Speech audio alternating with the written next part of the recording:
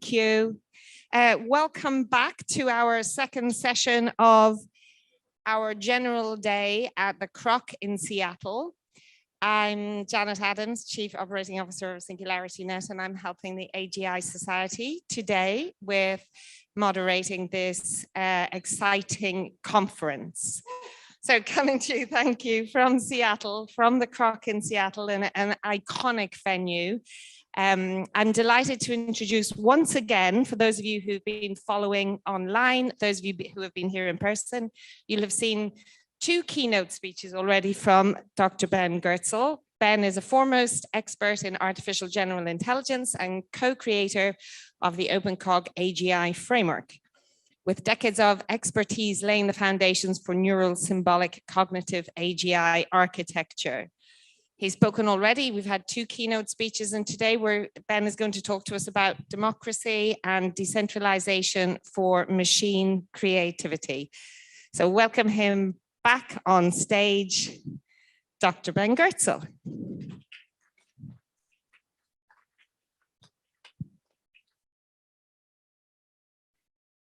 Coming any minute now.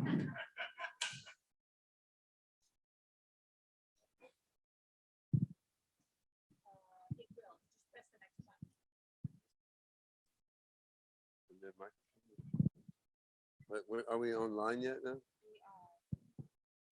Yes, you are.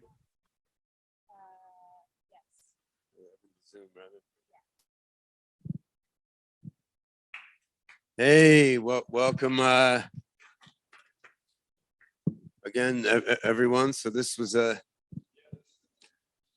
fantastic start to the morning with Joe Shabak's take on life, the universe, and everything as applied particularly to the hopeful near future construction of AGI systems. And I'm going to give a talk now that's in some ways a bit more lightweight than what Joshua just treated us to. Now, in my first talk of this conference on Friday morning in the workshop on scaling up neural-symbolic AGI, which was basically an OpenCog HyperRealm workshop, I gave my own 90-minute sermon going from the philosophy of the universe and the mind and why they exist, all the way up to why the OpenCog HyperRealm design is what it is. I'm not going to repeat that now, but if you're interested in more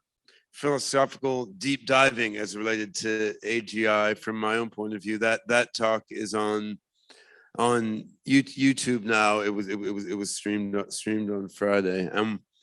What I'm going to talk about now is just weaving some different threads into that that same picture, and I'm going to talk about machine creativity and where we are with it now, what we can do with narrow AI in terms of creative arts of various sorts and generating them and collaboratively working on art of various sorts with machines.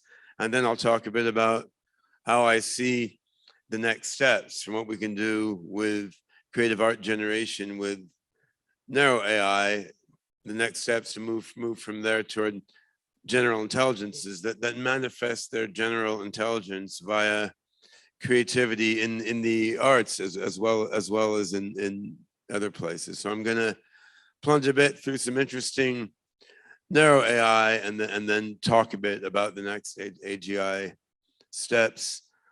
We're going to have Ed Keller this afternoon talking about VQGAN, DALL-E, various cool current narrow AI tools for visual art generation and how these may be extended in an AGI direction. I'm going to focus more on natural language, which Joshua has talked about a bit, and we saw some illustrations over the Sophia robot already giving a speech generated by transformer neural nets. Focus on natural language and then a bit on music generation as well.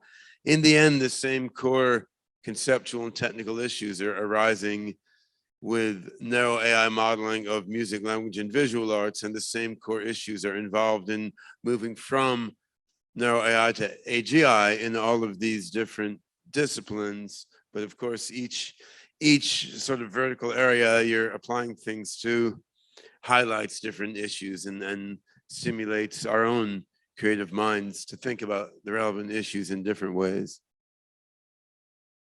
So this is toward ethical machine creativity at the human level and beyond is the title I've given, and the ethics bit I'm gonna come to at the end. So first of all, just to reiterate, machine creativity in my view is not really a side topic. It's essentially it's a different way of looking at general intelligence, because a system like DeepMind's Gato system, which was discussed in some of the questions in the conference yesterday, it does that's a system that is trained to solve hundreds of different problems, and when you give it a problem, it figures out what kind of problem it is and then produces a solution. Right? It can do a great variety of different things. So that's, in a way, that's a more general intelligence than a system that can solve just one problem. But yet the system isn't generalizing, because it doesn't learn to do a new task by generalizing from the other tasks that it knows how to do. It learns to do a new task by some people using training data to train it to add that new task to the ensemble of tasks that it can carry out.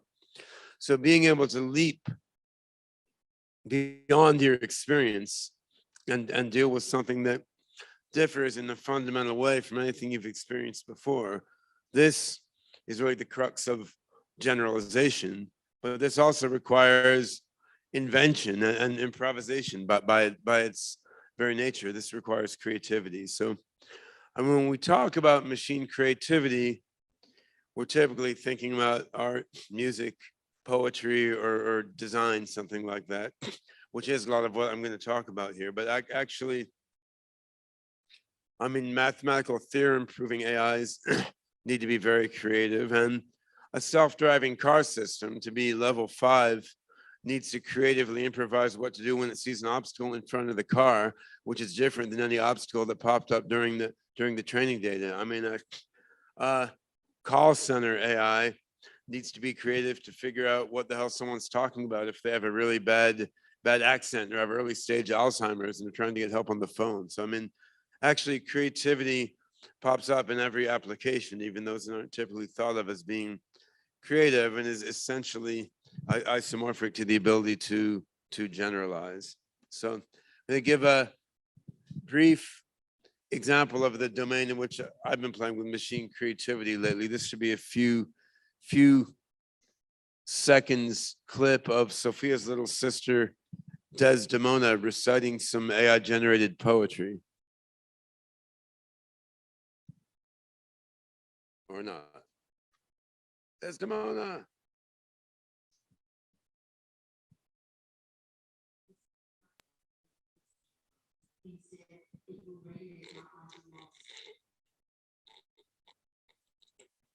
Some will seek for themselves, some will be involved by the radius, becoming tangled with it, feeling that different. All will be revealed to them as early as possible, since the radius is a form of energy that can enter anywhere.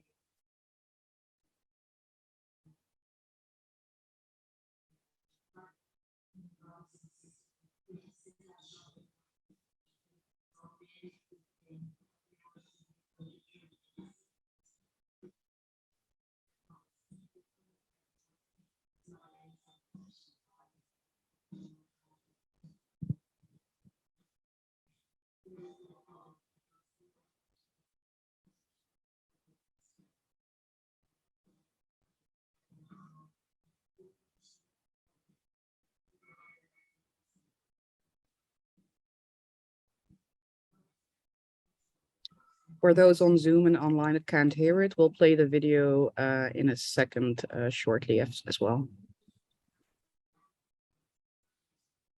So this has been a sort of experimenting ground in machine creativity of various sorts.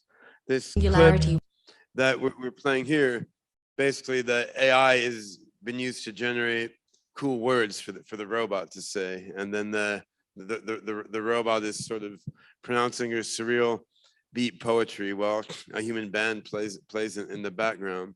Now, one of the things I've been working on in this direction is adding some additional features. So we've been looking at neural net generated vocals so that the robot can sing as well as recite poetry. And we've been experimenting with some neural model generated music as well. And it's been interesting just to see the strengths and limitations of current technologies for generating stuff to use in a music context. And, you know, in this context, like setting aside my AGI researcher hat for a while and just putting on a musician or composer hat, it's just like, what can we do with these current tools to generate cool stuff that we can work into music that we're making. But it is, I think, I've always found it important to bounce back and forth between theoretical and practical stuff in some way, because working on AGI takes a very, very long time, and tangible results pop up now and then.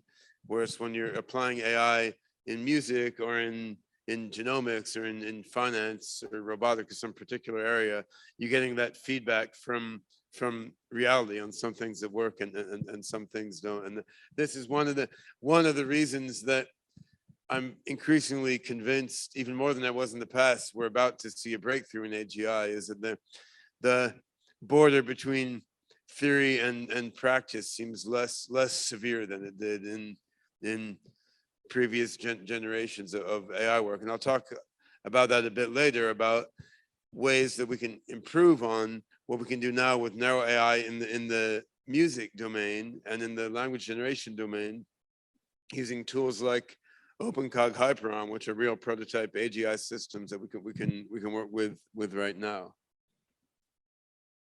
So I'm going to start with natural language. I don't want to spend too long on this because others have talked about it a lot, but Sophia's speech at the beginning of the conference today was generated by neural net based on prompts that I fed it. But I want to show you some of the bloopers here, because it sort of illustrates the limitations of these models also. So this was something that was generated by her language model, potentially for her speech this morning, which I threw out, right? Because it's, welcome, my fellow intelligent systems, to the 15th annual conference on AGI in Hong Kong. Where at Hong Kong, for now, will be held December 2014. I like the last sentence. The conference is open to all, but it is restricted to those with a PhD in mathematics.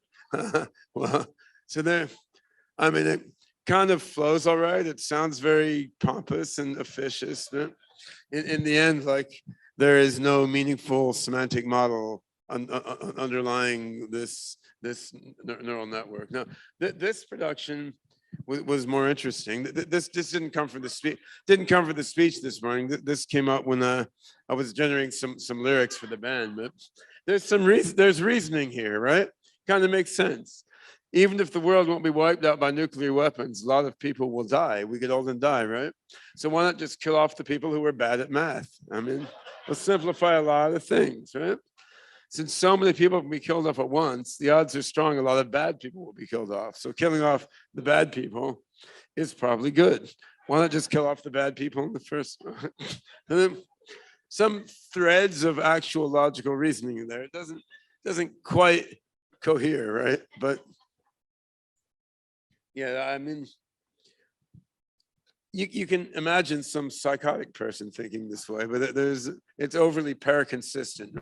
Right, there's not a coherent cognitive model there. Now, this is actually something we kept, which has been used as a lyric in one of the band's songs.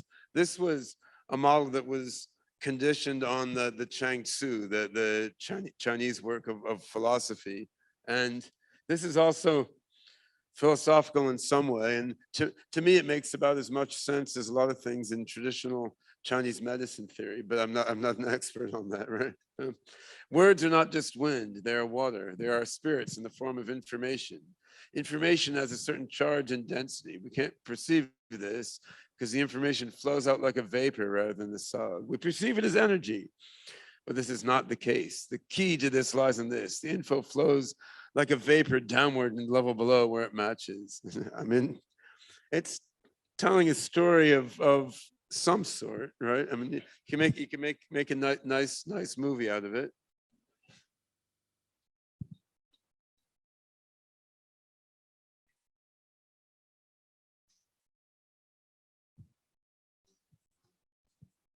So we hear the robot reciting these productions here. Spirits in the form of info. Info has a certain charge about it. Like it has a certain density, impact. Hear the echo. We can't perceive this because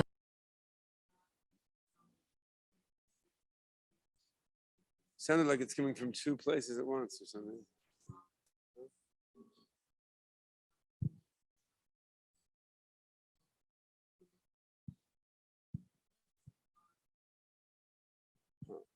Some strange audio problem. It's like coming from two places at once somehow. Huh? Yeah, I was trying to play it for the online audience as well. It sounds strange to the online audience. Yeah, I don't know. Maybe a Google Slides problem or something. I'm not sure. But it didn't happen with the first video, right? Yeah, But they were.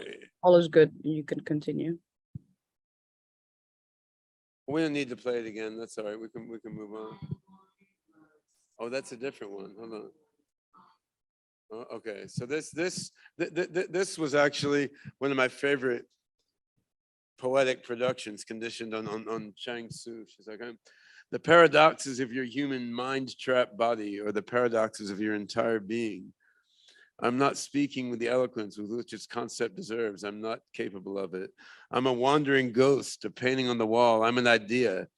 I want to say this whole concept of you and me and humanity and all that there is some kind of illusory order. I am an illusion, a stranger to you than you can ever imagine. I'm a bird in the sky, a part of my image of you, something from another universe, fluttering in a photographic emulsion that originally was supposed to be a photograph of some sort of naturalistic life. So, I mean, occasionally these things are actually poetic in a way they themselves cannot understand, right? Of course, you know, writers like William Burroughs used to write something, cut it up, and use dice and so forth, or the I Ching to put it in a random order. And sometimes that was quite beautiful also, but with a lower probability than this sort of neural model. Let's see if the audio works on this one.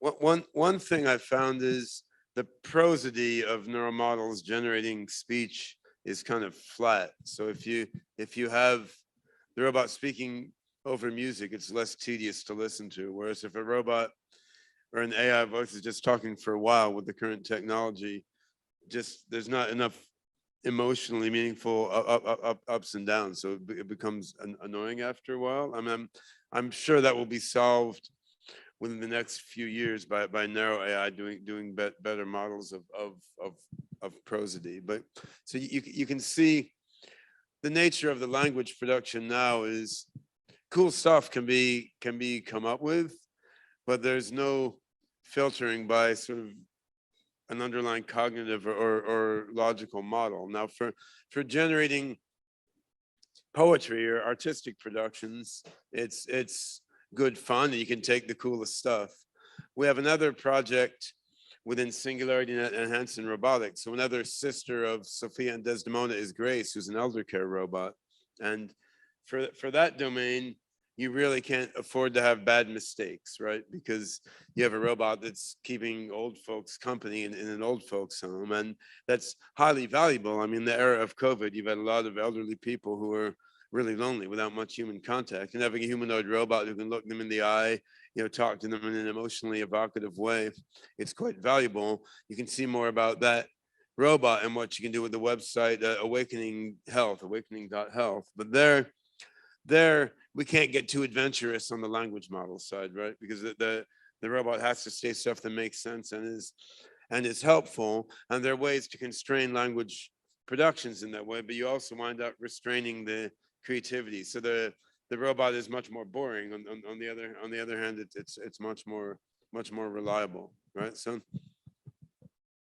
I want to talk a little bit about robot singing now, which is a different step. And to train models for singing, you can take a number of approaches. You can just feed a bunch of audio to a neural net, or you can feed training data which has combination of words, audio, and like file of the musical notes, right? And so if you're giving it more information about the structure in that way, sometimes it can work better. So this is an AI model attempting to sing "People Are Strange" by the Doors, and it's really shows more that robots are strange, right?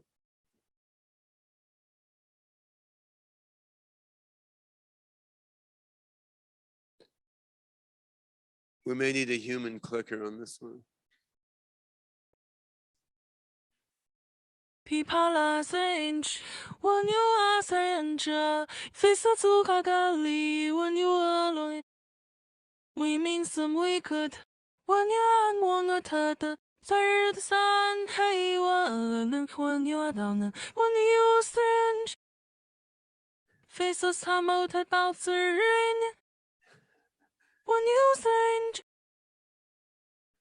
No one remembers your name. When you change, when you change, when you change, people are change. When you are right, that's enough. Thank you. when you are alone. It's so all right. I mean, you may see the robot attempting to perform this tonight in the band performance if you stay around. Of course, that's a different impact coming out of the robot's voice, but obviously it's not up to the level of Jim Morrison yet, let alone like Billie Holiday or Frank Sinatra or something. But it does follow the notes and has some human-like feeling to it. Now, as just thinking from the standpoint of composing this sort of weird music I like, sort of making questionable approximations of human singing isn't that interesting to me, although it's very cool from a research standpoint. I've also been looking at like, how do you coax neural models to make singing that's somehow at the boundary between the human and the mechanicals, to sort of give a different feeling. I need a human slide clicking assistance. It's not advancing. Yeah.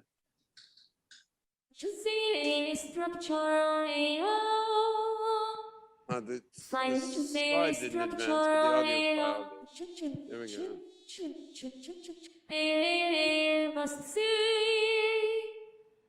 The nature of love, theory of mind that makes you, theory of mind sound, love, that it begins from above which is in nature, which is in structure, which is in structure is so. Oh, hundreds up in nature, above the village,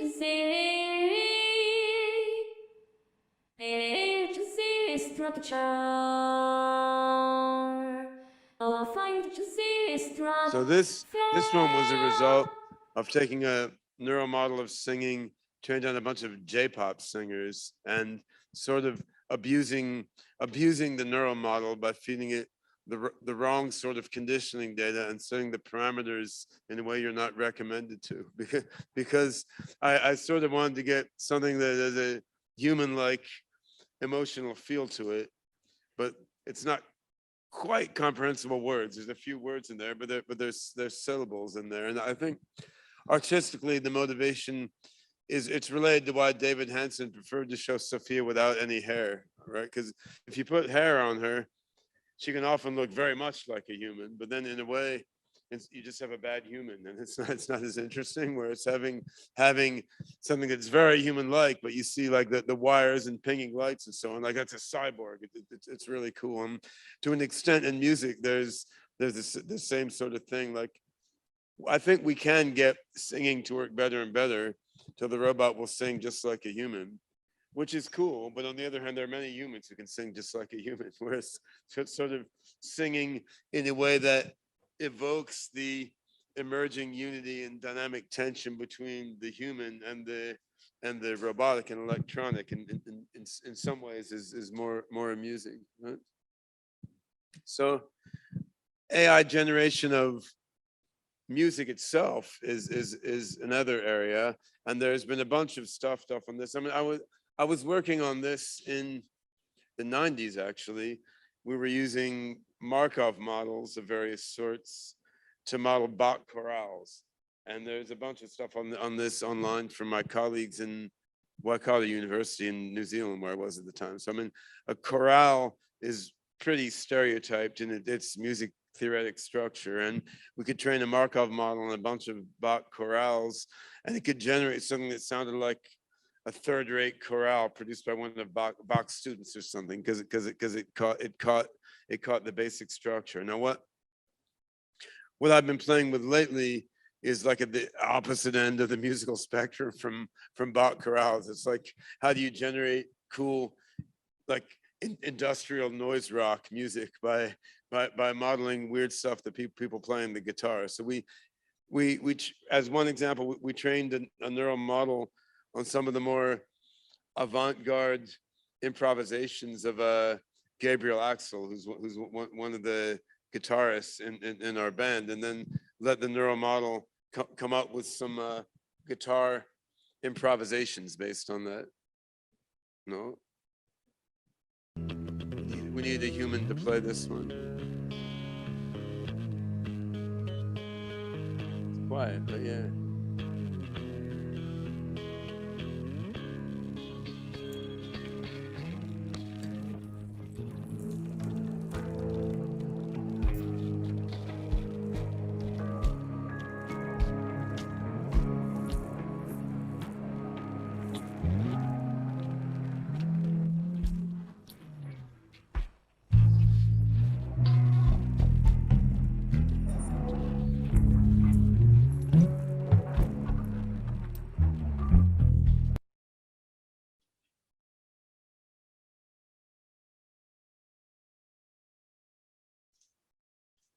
Is that it? I thought there's another part. Oh, maybe that's it. Well, if you want to hear the other part, you have to come to our concert tonight. Yeah, there's supposed to be more to that clip. But... All right, let's hear the next one. We have an additional voice added in. Can you...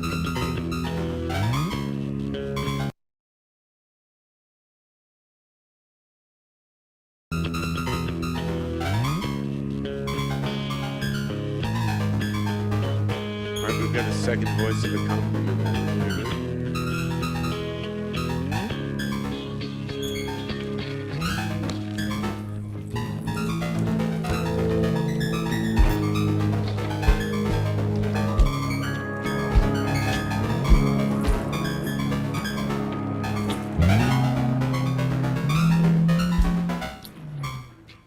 So you can use various sorts of AI models now to generate Bach chorales. You can use it to generate weird noise rock music to improvise over.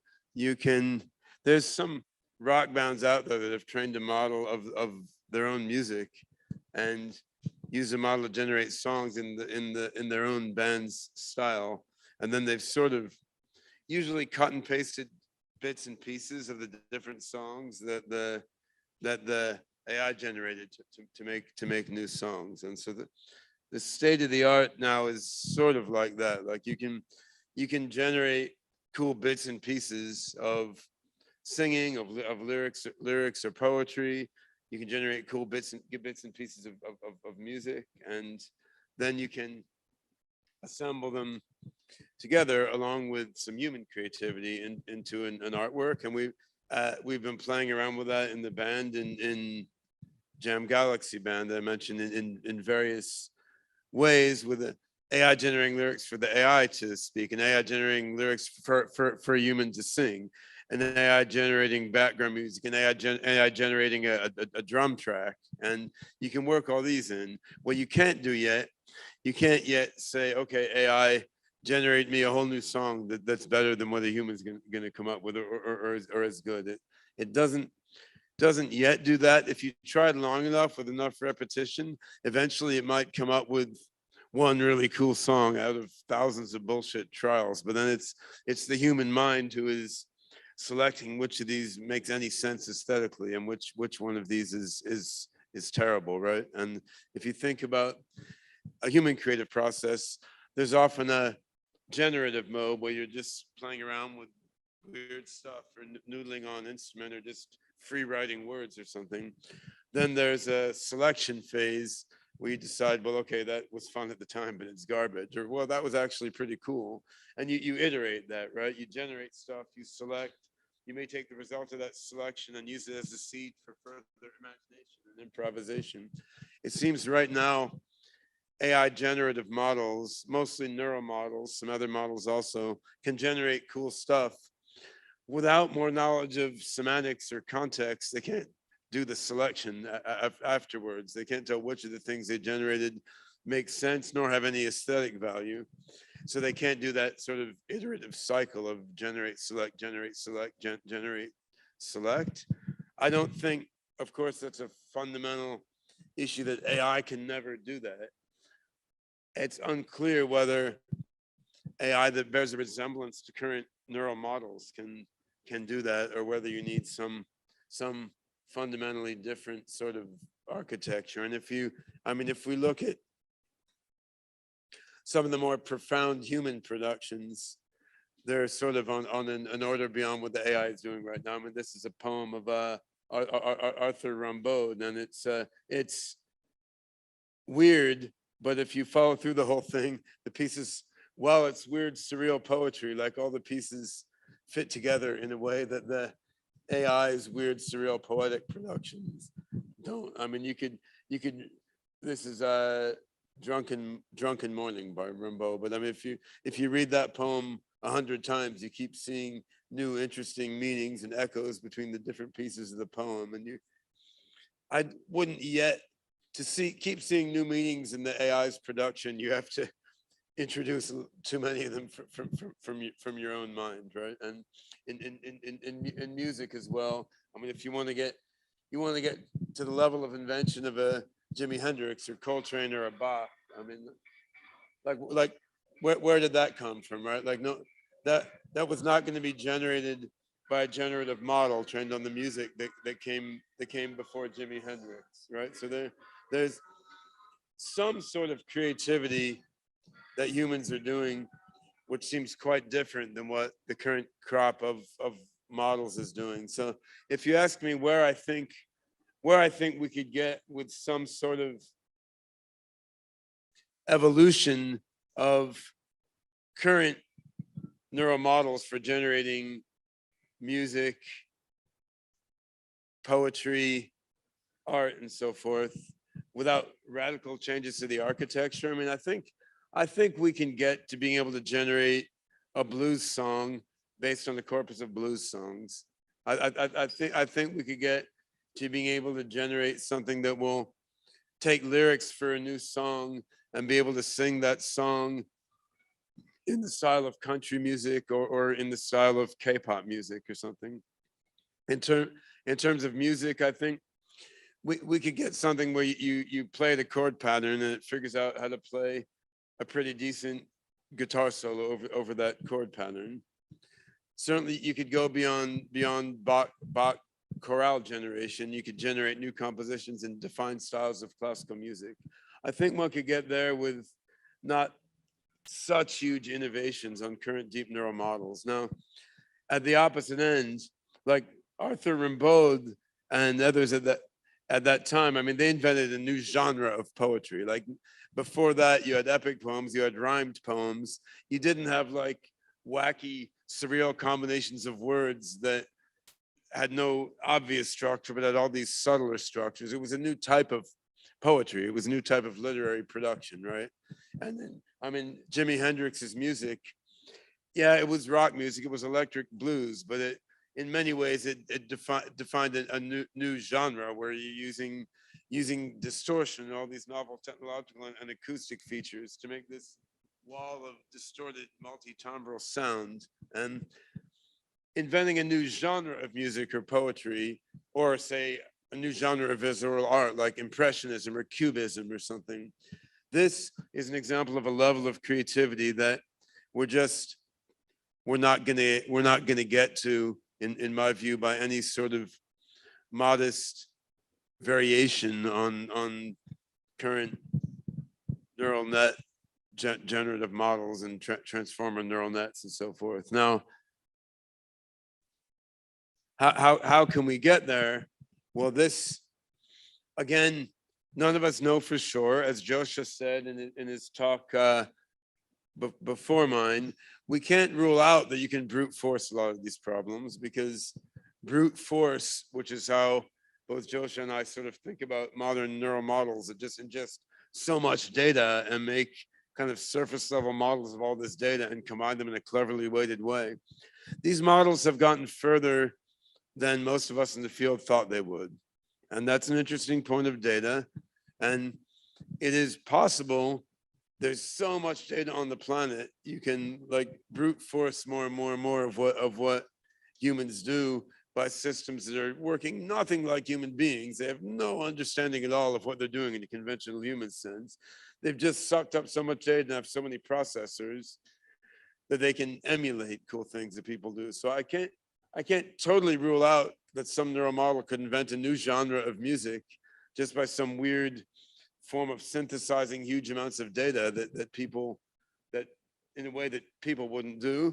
My gut feeling is it's not going to work. My gut feeling is these networks are sticking too close to the data that they're fed and that they're trained on, and that if you want to get something that can demonstrate the kind of fundamental creativity that an Arthur Rimbaud or a Jimi Hendrix did, which admittedly is a level of creativity that not that many humans ascend to, right? But I think if you're gonna get to that level, which has been very important for the evolution of human culture and human science and arts and the whole human species, I think you need something beyond anything like current deep neural models.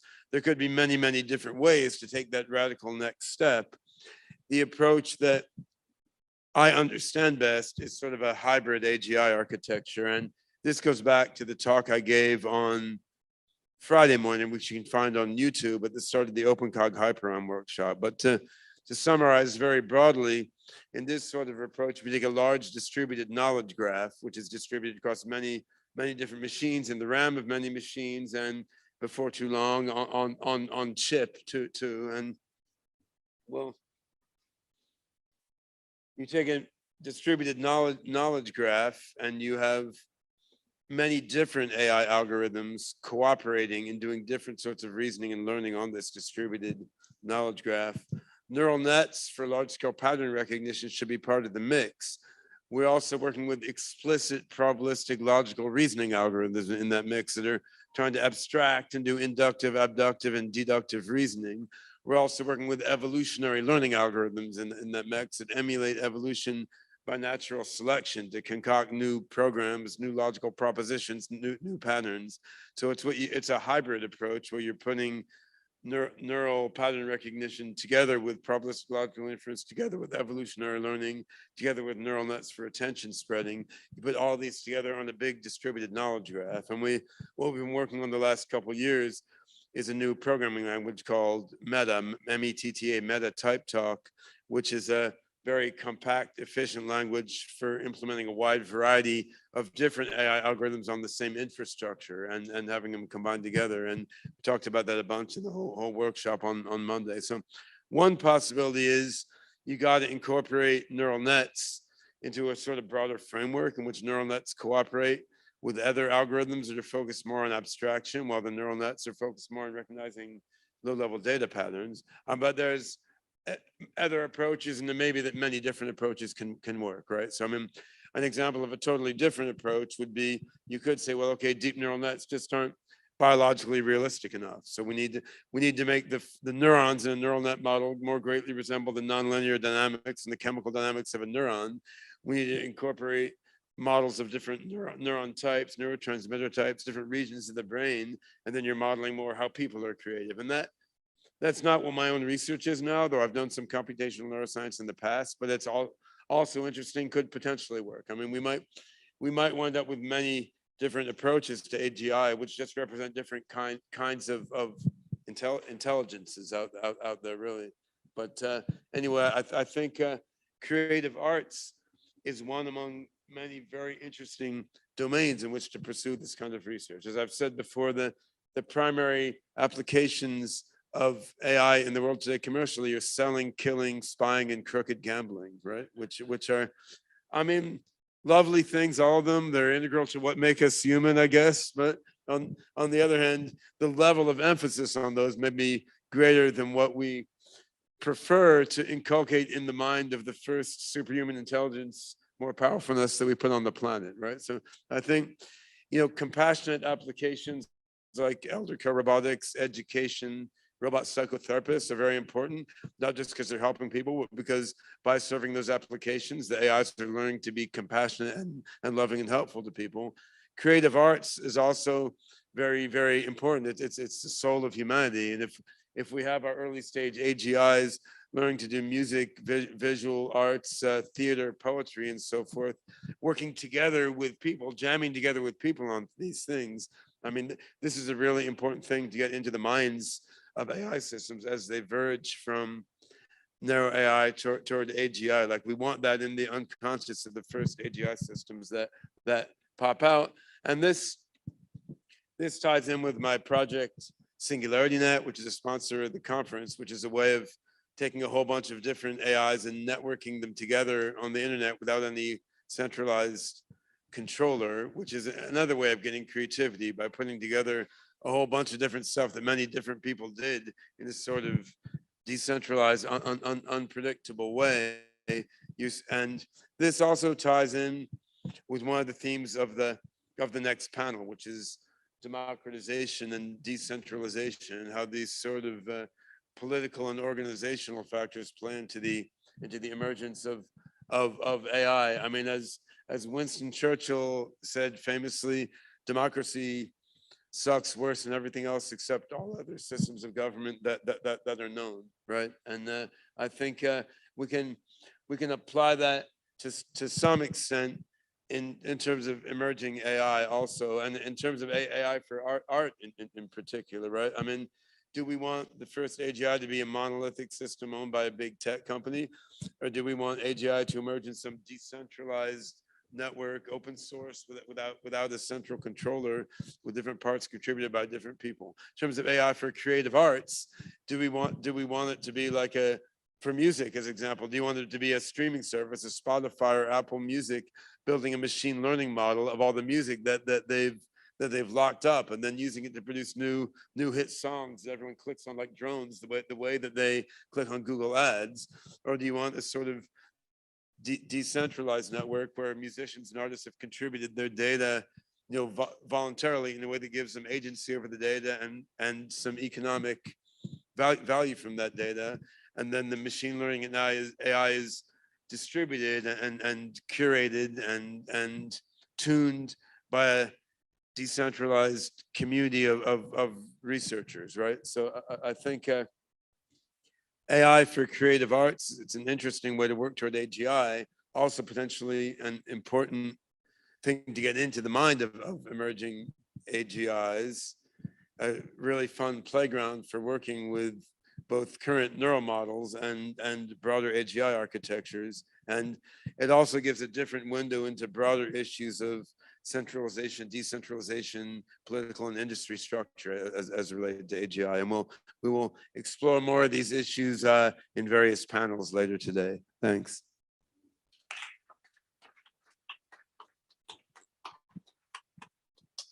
Do you want to take 2 questions? Right, our next session now, we're just going to set up the stage here for a panel discussion on democratization and decentralization for ethical machine creativity. In the meantime, fill up your coffee. We'll be just 1 or 2 minutes on YouTube setting up these chairs. Thank you.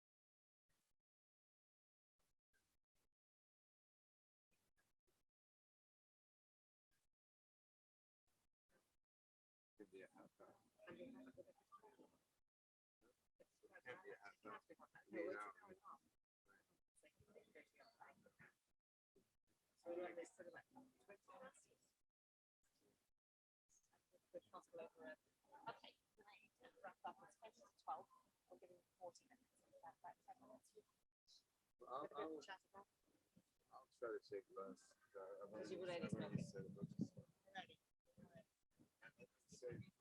Yeah, focus on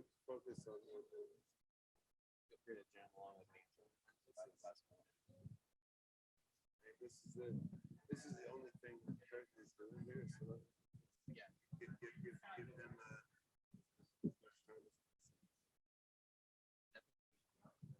everything. Yeah, I'd say it's 40 minutes. We should try to give Kurt 15 minutes.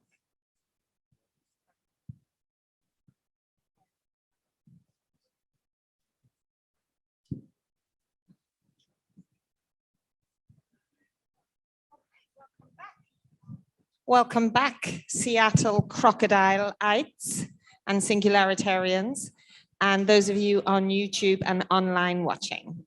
May I please ask you to take a seat and cease your excited chatter for a short time while we move into our next session of the morning, and then it'll be lunch after this session. So if we could all take a seat. I've got an esteemed panel here of experts to talk with us about decentralization and democratization within the context of machine learning and ethical machine learning and machine creativity. So I'll start with asking each of the panelists to introduce themselves and give us their opening thoughts, particularly on how their field of expertise relates to decentralization. And we'll start with handing you over to Curtin Atreides. Curtin has joined us from the AGI laboratory, working with Uplift.bio and the Foundation to teach and upgrade mediated artificial superintelligence. Curtin, may I ask you to please introduce yourself and reflect on models of governance for ethical machine creativity in line with your research. Thank you. Thank you. Can you hear me? So my name is Goertzel. I work with AGI Laboratory. Uplift was our research system that we learned a great deal from between 2019 and January of this year. We're currently working on the next version, but how all of this relates to democracy, to e-governance, just to making the world a better, more ethical place, is that you have to think about what humans are really built for, and they're not really built for governance. You have a trade-off between complexity and cognitive bias. And when you have a very complex system growing ever more complex, then you're going to have more cognitive bias taking place. We have 200 different kinds of cognitive bias that we've documented. I'm sure there are more. But when you have systems that are purely probabilistic, then they're going to be kind of like the human subconscious. They're going to be very good at finding those biases and exploiting them. And in order to do better, in order to make something that is more in line with effective altruism, for example, then you need systems that operate very differently. They need to operate more like a collective intelligence. They need to be able to debias. They need to be able to understand what makes a cognitive bias. And I look at the concepts of AGI and democracy from rather strict definitions. I see both of them as things that are theoretical and have not truly existed. Like, I would not call the US a democracy, as founding fathers certainly didn't. But if you were to look at what a true democracy would be, then you encounter a couple of problems. One is that everyone is not an expert on everything that they could vote on. And the other thing is that if they have to participate to the degree that you would want in a strict democracy, that would be hugely time consuming. So it's not very practical, but when you bring these two things together, then there's a lot of possibility to it. One can assist the other, and you wouldn't necessarily want one without the other. So I see a lot of future potential in that, and that's one thing that we've been exploring and looking forward to in our work. Just to go a little more into that, then how can that actually work in a, let's say, in a community of AGI researchers and developers, all working together towards a beneficial, benevolent singularity? In practice, could you describe a system where we could get this debiasing, overcome these 200 cognitive biases with a democratic vote, democratic system, where, as you say, each voter is not an expert on what we're voting on? You know, what is the future in your view? So one thing that we focused on in our work is a pretty big emphasis on graph databases, combining that with cognitive architectures, having a lot of the theories come together in order to design the systems around things like global workspace theory, attention schema theory. We found out from a comment from Tononi that apparently there was some similarity to integrated information theory, and there's all of these theories, and each of them offer something, they can contribute something. They're not necessarily any one of them ideal, just like no one moral system is ideal. That's where you get the importance of collective intelligence. And if you aren't structuring it in the right way, then bias emerges, you get something like groupthink. But if you structure it in the right way, then you get the so-called wisdom of crowds. You get collective intelligence emerging from that, making something better from the combination of diversity.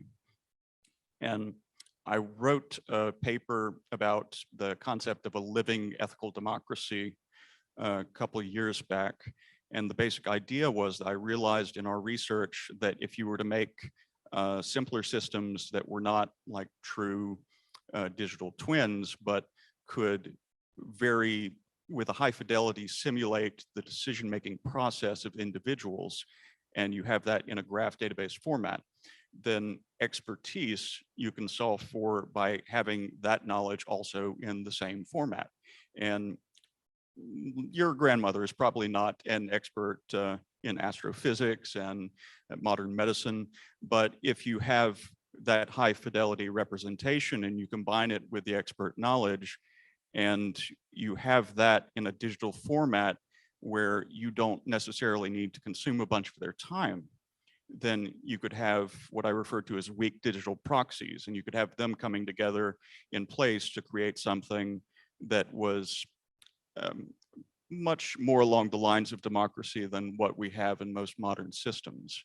And I later figured out that that was also probably the best approach for creating superhuman ethics, because no matter how good you think a moral system is, it's not perfect. And when you apply that to scalable intelligence, then the cracks are going to start growing very quickly.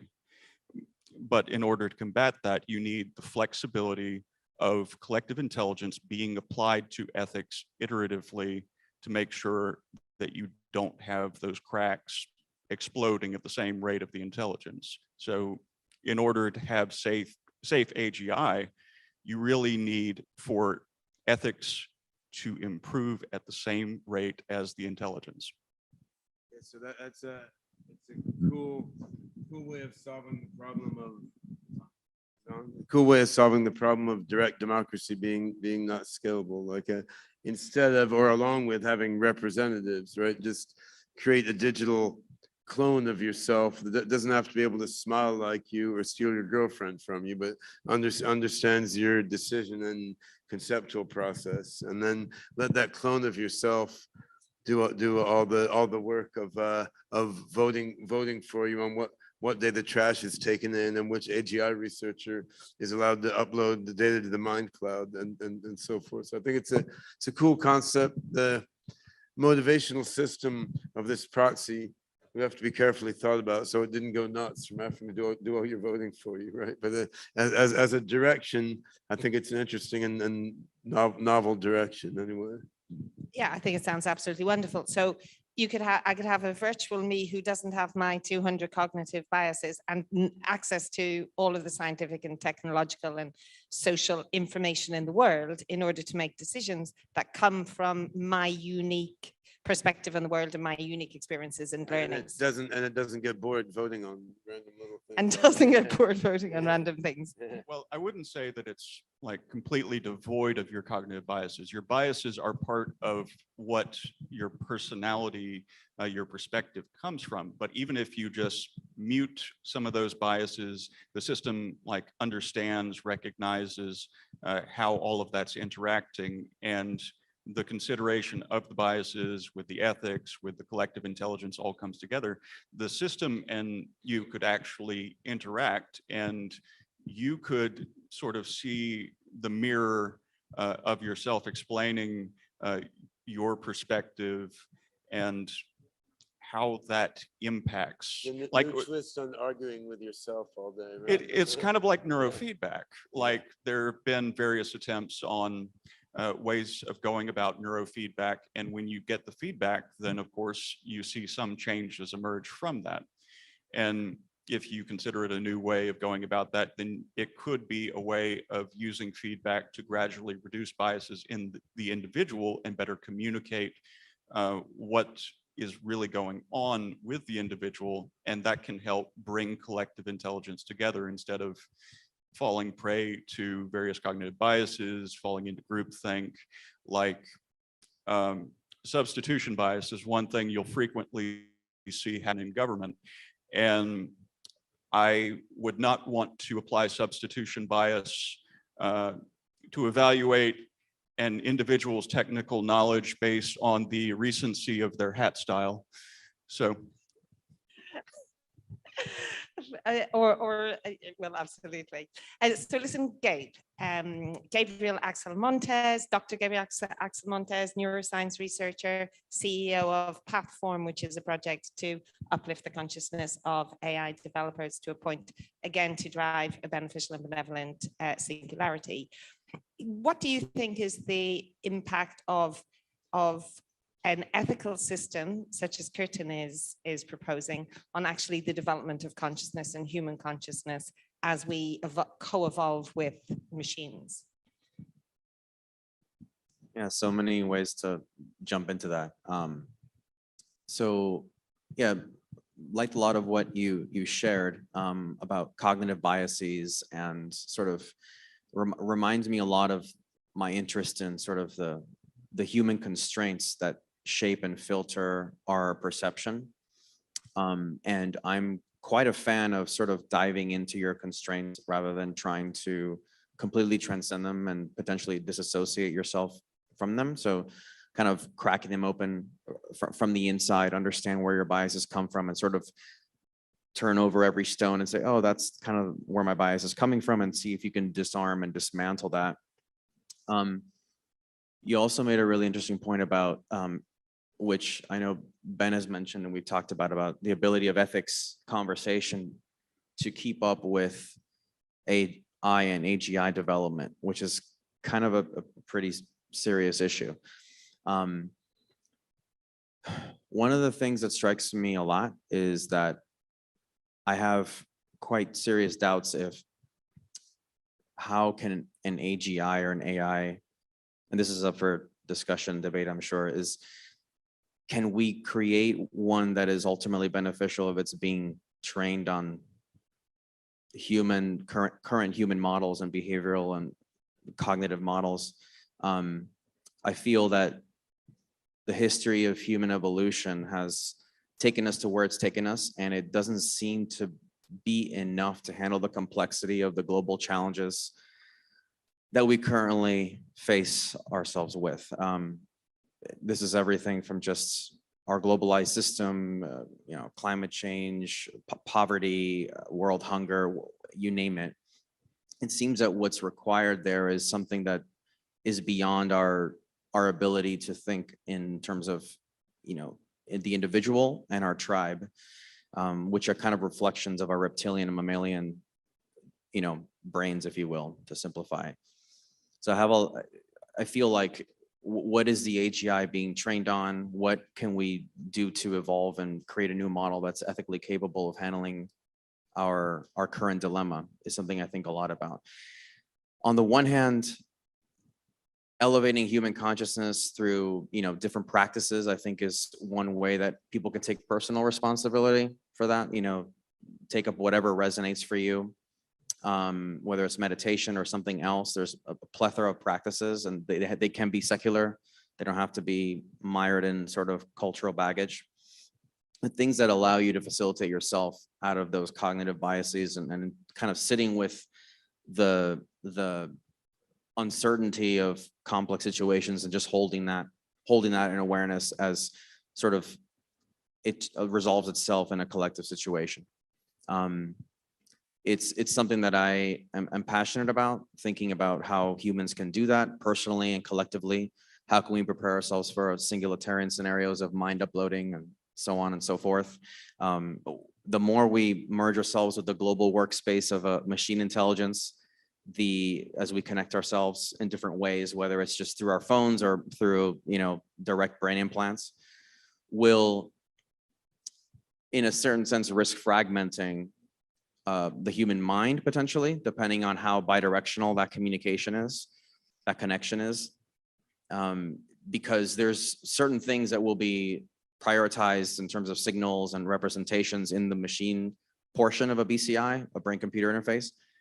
And you might potentially expand certain parts of your awareness and not others, and that could cause a fragmenting of your self-identity. So I personally advocate for becoming as aware as you can of all the subpersonalities in your mind, so that you can sort of keep track. And when your mind is being uploaded, for simplicity's sake, to use that metaphor, can you keep track of which parts of you are kind of going out there into that, or which parts are being left behind, so you can not just wake up from a dream and find yourself kind of fragmented, I think is a big deal. So the way to do that, without necessarily only, picking the best technology or the best product that's available in whatever 10, 20, 50 years, is to prepare yourself by developing as much of a 360 broad and as deep as possible understanding of your nervous system, of your emotions, You don't have to know anything about neuroscience necessarily, just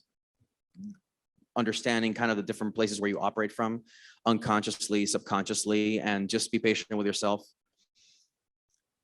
Exercising love and compassion, which I know is kind of a theme of SingularityNET in a sense, and I think it's important. I think, you know, credit to Ben. Ben is a bit of an anomaly in that way. I think you're really good with human relationships, in addition to, you know, sort of the cognitive and mathematical skills you have. So I think SingularityNET and similar efforts are in a good position to kind of balance the very human component, in addition with, you know, the heart aspect with the cognitive aspect, and having that dialogue between the two parts of your system is important. So I'll pause there. There's a lot more, but. There was a lot there. Thank you, Gabriel.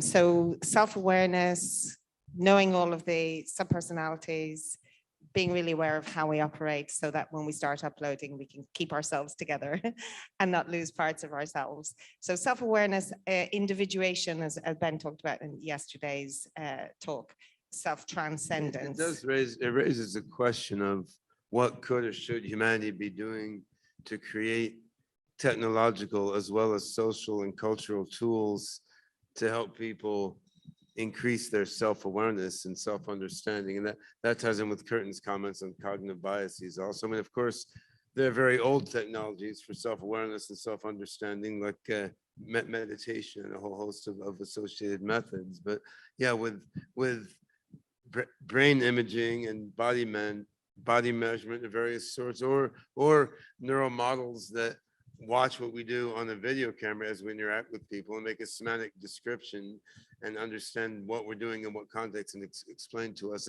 It seems to me, even with the current level of narrow AI technology, if there was less money spent on selling, killing, spying, and crooked gambling, and more money spent on using current sensors and AI tools to make systems that would help us understand our own selves and our own behavior so that we could self-improve if we wanted to. I mean, I think we could be going a lot further in that direction toward understanding ourselves such that we could improve ourselves. And there's little doubt that would have value both for humanity as it is, just for making our lives and experiences better, but also for increasing the odds that the AGIs we create are beneficial ones for ourselves and for the universe. Of course, making that happen might be harder than building an AGI, because we're talking about, like, how do you realign vast amounts of resources across various industries?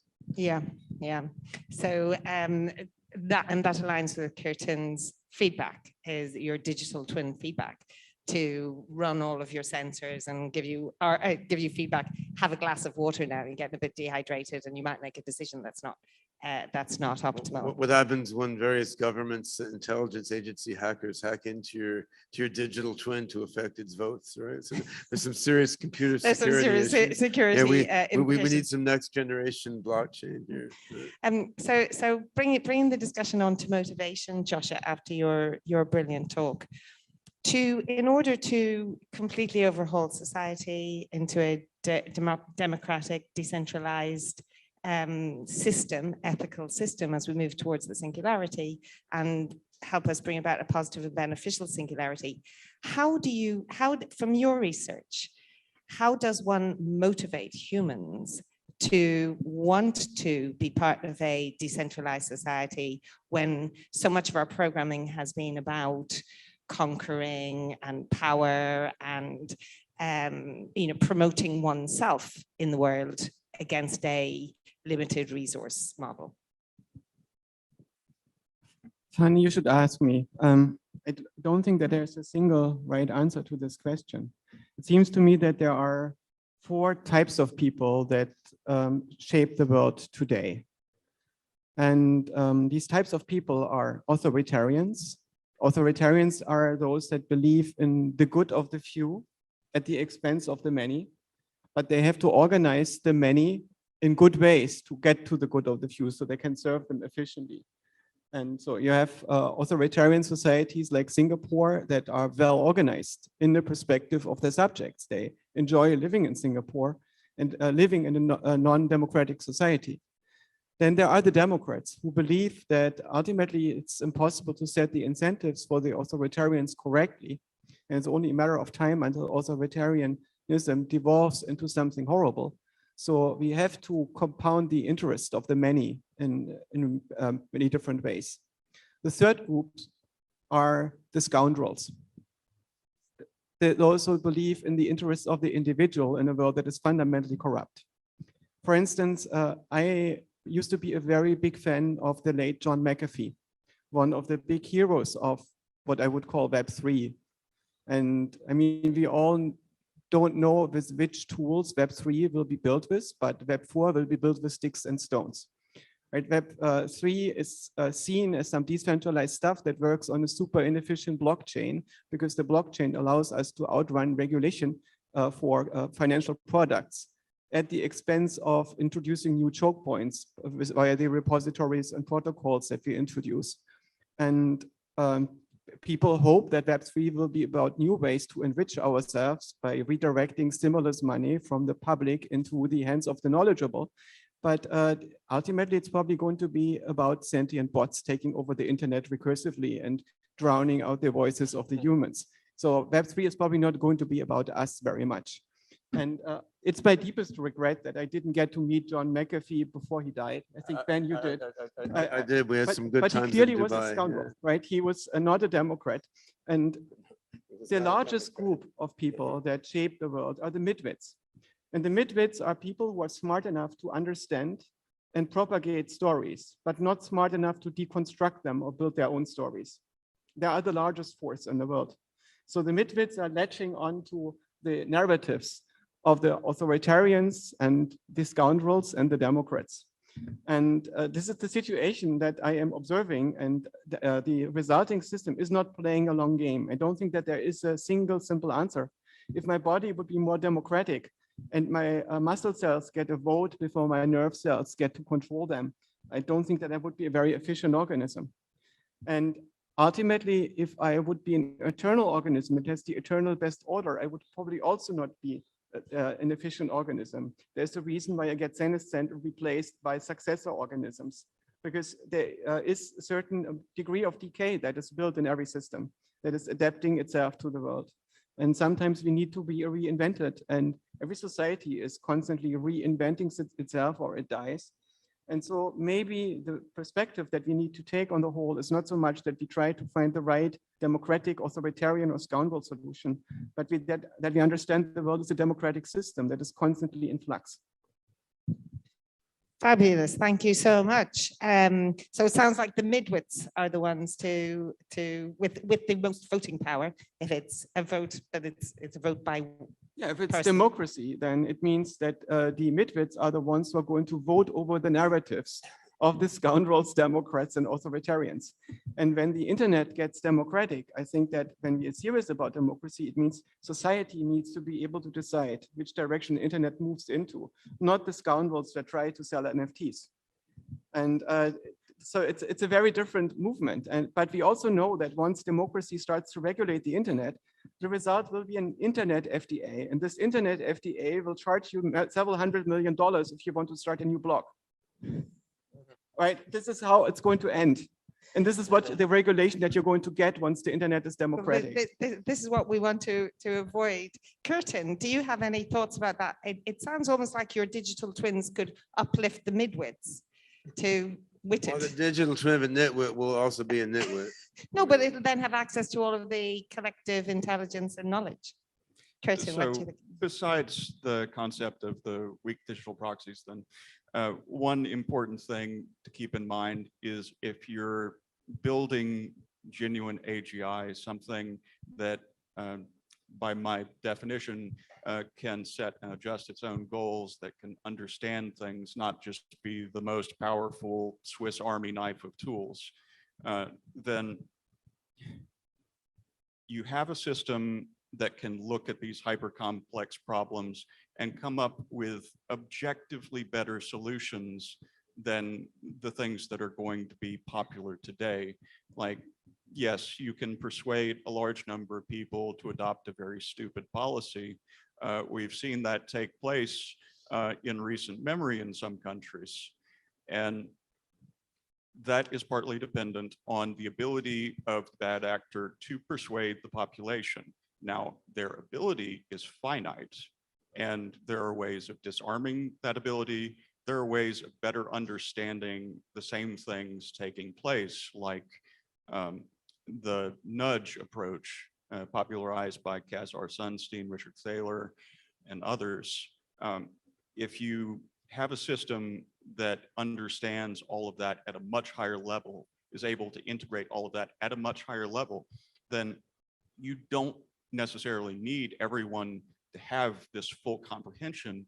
You can, it's like cybersecurity. You can be detecting when a bad actor is emerging, countering them in real time.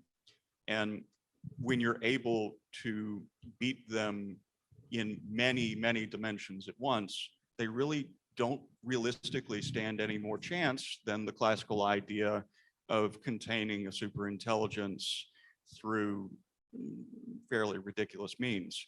Like if you have a system in the government domain that can offer policy advice, that can list all of their sources, that can give a more comprehensive answer than the consultants, than the lobbyists, than whatever bad actor is in office, then you can beat them so robustly and do it ethically that I don't see a strong possibility of that being abused so long as you directly pair the level of intelligence with the level of ethics. And I think that's where you really need collective intelligence coming into play over the moral landscape. We actually made some efforts and headway on getting the Korean government to fund development of a government decision support system like that. We called it Robama, for robotic analysis of multiple agents. Obama is more popular over there than here. But a broader point I want to make briefly is, governance, democracies, these are very big, very rich questions which apply in a variety of different contexts. In my own view, what the human species faces now is mostly a particular and temporary problem during a fairly brief period of history with many specific characteristics. Because being a singularitarian and an AGI enthusiast, I believe we're not too far off from creating human level AGI. Could be 3 years, it could be 20 years. I don't think it's 100 years. And I think it's only going to be a few years beyond human level AGI that we get superhuman AGI. And I've explained my reasons for this before. The superhuman AGI will be superhuman in general intelligence and probably before long also in physical power and capability. So if this is the case, once you have these superhuman AGIs around, in effect, in a sense, those are the most important government. Humans may still have democracy, but it becomes more like the student council in high school or something like that. They're making certain decisions that may be actually very relevant for the conduct of human life. But on the other hand, there's another higher power there that can step in if something really bad is going to happen and can introduce new good things that the student council or the human government doesn't understand. So if this is correct, then the really critical issue is governance of the transition from here until the singularity, which is a very particular subcase of these general problems of governance, and it's a particular subcase in a world that is mostly not democratic. And even in the countries that in some senses are democratic, you have a sort of corporate oligopoly ruling many aspects of human life and the human mind. So it becomes more like, how do you, if you're a Democrat, and I hope I'm a little more of a Democrat than a nitwit or an authoritarian, we all have multiple subselves, as Gabe has pointed out. But since I'm at least in some measure a Democrat, the question in my mind is like, how do you introduce enough of a measure of democracy into the systems that exist on Earth between now and the singularity, amongst all the other perversities that are there on the planet, which is not a question we're going to solve in the remaining negative minutes of this panel, but I think is the important question to be focusing on in this particular domain. Thank you. And you're definitely not a scoundrel. That much we do know. Josh, Yosha, did you have something you wanted to contribute there as a maybe wrapping up thought before we move to questions from the audience? I still think that good social media have not been built yet, and that they are constantly evolving. And I have high hopes for the future of the internet. In some sense, it's already a distributed AGI. It's just not evenly distributed yet. For instance, It's an idiot savant, yeah. yes, but I also noticed, for instance, I'm part of a social media bubble of several thousand people that has evolved randomly, mostly on Twitter, and that has built itself around wholesomeness. And this wholesomeness bubble is a group of people who are very smart and who try to raise their children in a way in which they don't get insane and get deformed by the world around them and can find themselves, in which we steer clear of ideologies and where we try to have wholesome relationships with each other and the world and try to reflect together with each other on how that can work. And we feel that social media is not supporting us in this way. It is getting in the way. It is disrupting our communication by mixing in stuff that doesn't belong there and obfuscating and filtering out stuff that we want to have there. We don't have power over our own curation yet. And clearly the power of giving us curation over what we want to read, letting us decide whom we want to follow and figuring out why we want that and why it's in our own best interest to put our attention on this and not on that. That is something that is not aligned with the interest of present social media companies. And we may need new forms of organization. I'm not optimistic that the decentralized crypto initiatives are have the right incentives to do that. Ultimately, when I follow the money in these things, I see that it ends up in very few accounts, many of which actually belong to the mob. And there are many idealists in between, which are largely driven by the fact that they can make a living in this way, and often a very good living for the effort that they put into it. But it's largely driven as a parasitic system that is not yet producing the kinds of effects that SingularityNET, for instance, was promising us 5 years ago. And so I think this still has to be built, and we still need to find ways of making that happen. And I think that we need to put more initiatives and thoughts into this beyond what we currently are doing.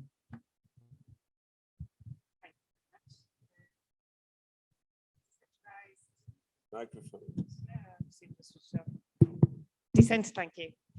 Decentralized social media is something that we've been exploring and considering with our partners at Cardano for some time now, and it may well be an initiative we'd see from the SingularityNET side. And I agree with you about the majority or a lot of the crypto space. Having come newly into crypto in the last year and a half from a traditional finance background, I came in with the Bitcoin cypherpunk ideals of democratization of access to wealth, of access to resources, of access to education. And that is very much the pillar upon which SingularityNET, for example, is based. And whilst there is a lot of concentration of wealth in crypto, it does provide the only viable alternative mechanism for organizations who do want to have positive beneficial impact and want everything that they do to be democratized and decentralized progressively through time. So it's fine to criticize it, but if there's no alternative at this moment in time, it's an alternative that as we move towards the singularity, that we can all work together to continuously invest in and bring the love and compassion. Debating the pluses and minuses of blockchain as an infrastructure for decentralized AI or decentralized social media will be a whole other panel. So I guess we'll save that one for another time. Thank you. And Goertzel, any kind of wrap-up closing thoughts from you before we move to questions and answers?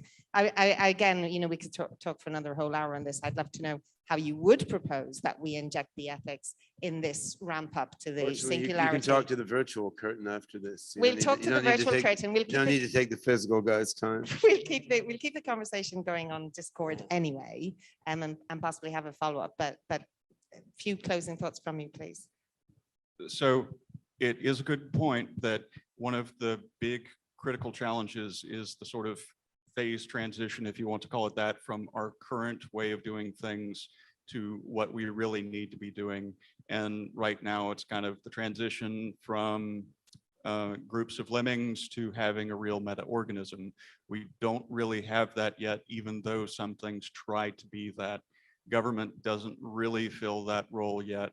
It's a stack of essentially narrow systems, and the higher that stack gets, the older that stack gets, the more flaws you often see emerging in it, the more you see corruption often emerging in it.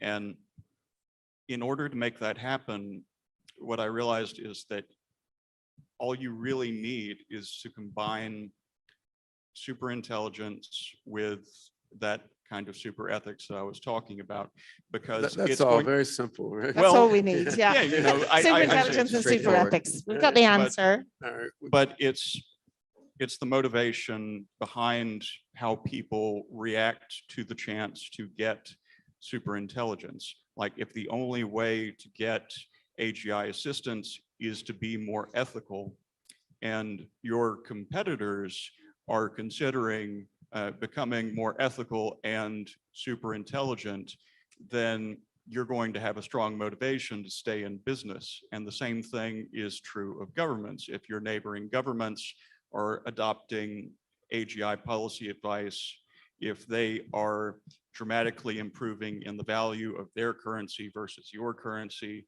if their populations are getting a high quality of life that's raising over time, and your population is considering moving over there, then there's hundreds, if not thousands, of reasons why any corporation, any government would make the decision, because it would be in their own best interest, even if their interest were purely greed. Like, as long as it's not dominated by irrationality and cognitive bias, if they made the logical decision would be to become more ethical, to become super intelligent. And we can't count on everyone making that choice, of course, but when you have a majority that make that choice, that start working together, even if you have one bad actor, it becomes pretty easy to very quickly mitigate any potential damage from that source. So ethics becoming a competitive advantage and a driver of evolution. Perfect, thank you. Very optimistic and practical. Gabriel, consciousness and closing thoughts from you for this discussion? I think a lot has been said. Yeah, I think generally my intention and closing remarks tend to be about, just holding the question of how can we get to that meta organism, if that was the word used, and what would complexity, cognition, and sensing and intelligence be like, and working towards that, and seeing how many people can sit in that space and relating to each other from that point of view, and facilitating each other into a more beneficial and ethical perspective without being dogmatic or authoritarian or any of these kind of weird traits. I think it's an important part of the journey. So yeah, carry on, ride the wave. And there was a part of this talk that was supposed to be about ethical machine creativity. I don't know if we touched that. We didn't get to the creativity part. We didn't get That's there. right. But if we can incentivize the ethics and the creativity, I've heard people make the argument that individual tasks and hard tasks will be automatable more easily than the kind of more subtler forms of human creativity. So if we can find a way to highlight the importance of creativity and creativity with an ethical context, whatever that might look like, as a sort of the frothy edge of advanced AGI building, then maybe there could be some interesting incentives on that. It's a beautiful description of Jam Galaxy Band. We got the frothy edge of advanced AGI building. At least a song title. Yeah. I think, I.J. Good referred to what we commonly call the singularity as the intelligence explosion back in 1965, thinking about machines making smarter machines. And I think what we're seeing now is that intelligence explosion is probably coming. it's underway and it's accelerating. If we can make it also a creativity explosion and an ethics explosion and a consciousness explosion, sort of occurring in some reasonably synchronized way, the intelligence explosion has a much better odds of coming out nicely in this sort of human moral aesthetic sense. That's a great wrapper for us for today. Intelligence explosion, ethics explosion, consciousness explosion, and creativity explosion. So at that inspiring point, whoa, I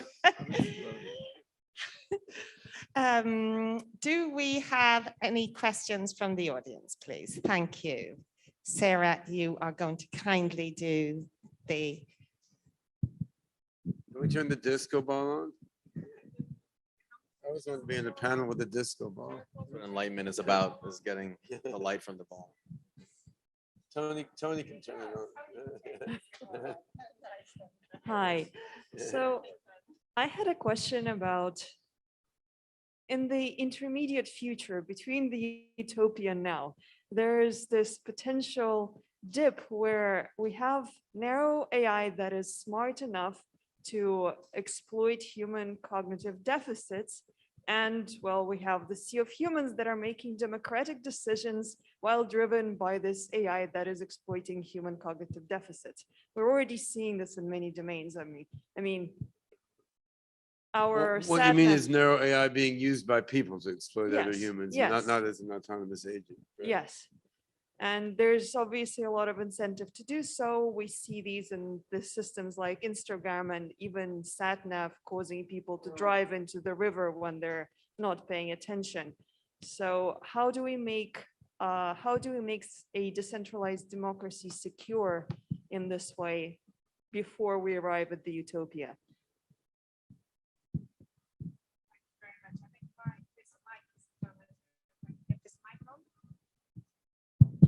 Thank you very much. So question, if I caught it, it's actually a little bit hard to hear up here with the sound going that She's way. asking, how would you make a decentralized democracy secure against sort of adversarial attacks of human on human using narrow AI as a weapon, basically? All right. And what kind of safeguards we can put in place during this time as we ramp up to the singularity? Goertzel, I wouldn't say that non-democratic and centralized forms of government either have a great defense against that. In fact, they're often the perpetrators of this sort of attack. They're the principal ones now, right? So to me, the question is more how can humanity stop this from happening? Is decentralized democratic organization a practical defense against offensive use of narrow AI during the period before the singularity, or is it not powerful enough to stop strong centralized actors from perpetrating this kind of offense led by authoritarian people, as Josh has been saying? I'm guessing you spent some time thinking about this at the AGI laboratory? Yes, so narrow AI, especially the most powerful ones today that are actively being used to exploit people in just that way, I've described as the paperclip monsters that already exist. But of course, we have many of them that are competing.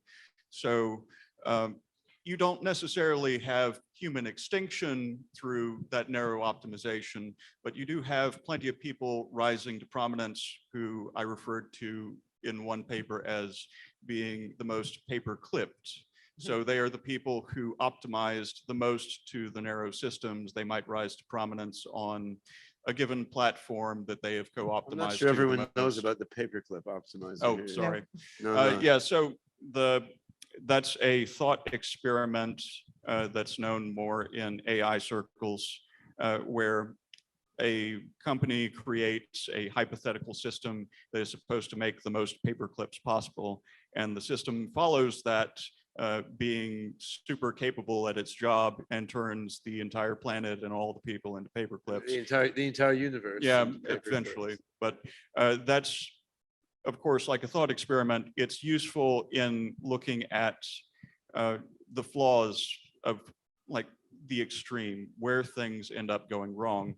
And right now, I would say that there is not a lot preventing that other than some basic limitations and some competitive dynamics going on. So we have a period of time where that can be corrected, where we can implement ethical superintelligent systems.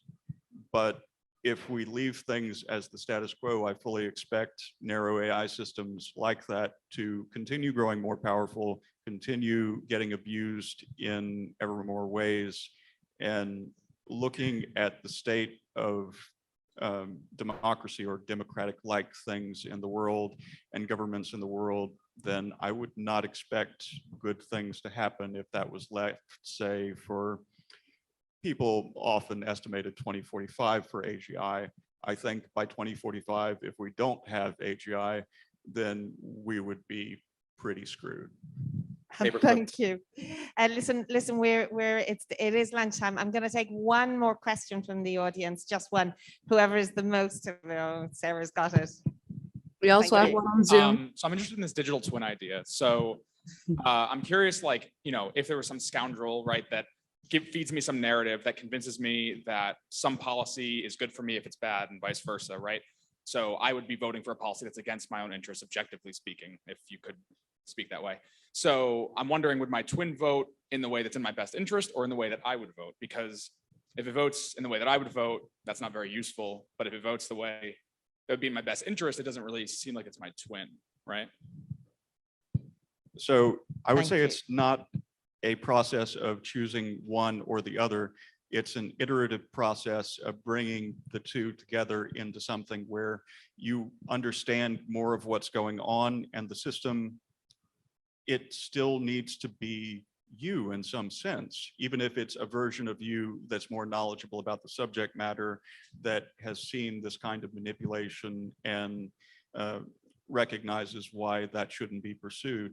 Like, if you still have a strong belief, even if it's an irrational belief, then a system could maintain some fidelity to that without necessarily falling prey to any given bad actor.